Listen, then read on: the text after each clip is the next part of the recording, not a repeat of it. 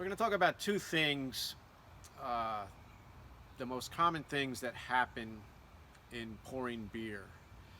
Number one would be temperature, and number two would be pressure. And we're going to talk about making sure that they are correct. So the first thing is temperature. Temperature of a beer. I recommend pouring it straight from the faucet. Get a warm glass or a warm cup and pour the first beer 3/4 full. Let it sit about 30 seconds. It starts chilling in the glass or cup. Dump that beer and pour a fresh beer again about 3/4 full. Then we will take the temperature thermometer into the glass. It is reading about 38 degrees. All beers coming out of the faucet should be 36 to 38 degrees. Thermometer where it will also show that this beer is around 37, 36 degrees. So this system is fine.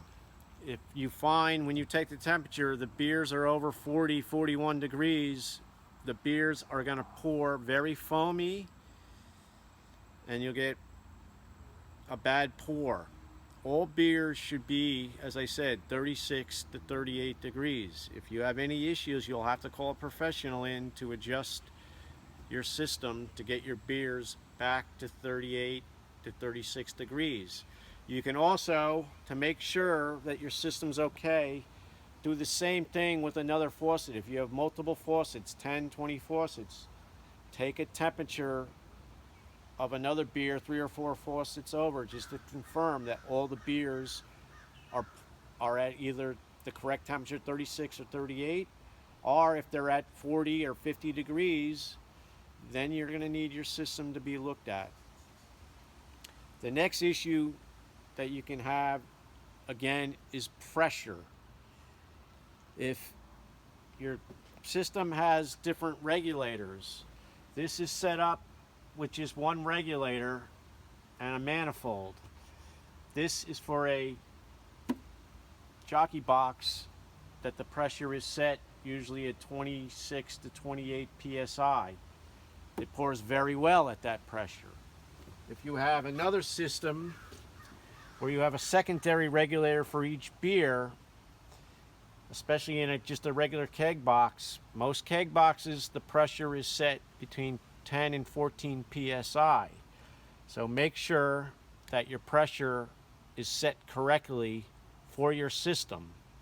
On a long draw system, the pressures can be anywhere from 16 to 30 psi depending on the systems. So you have to remember to make sure that the pressure for each beer is set correctly, and again, your temperature is correct. And then finally, getting these systems back up and running. If the beer's been sitting for a while and you didn't clean your system out, some of your beer line is going to start having mold inside the beer line. And then you're going to have to call a professional and have all your beer lines replaced. You can try cleaning it first and see if that works. So that we can try to clean it first, but if that doesn't work, you're going to have to put all new beer line on your system.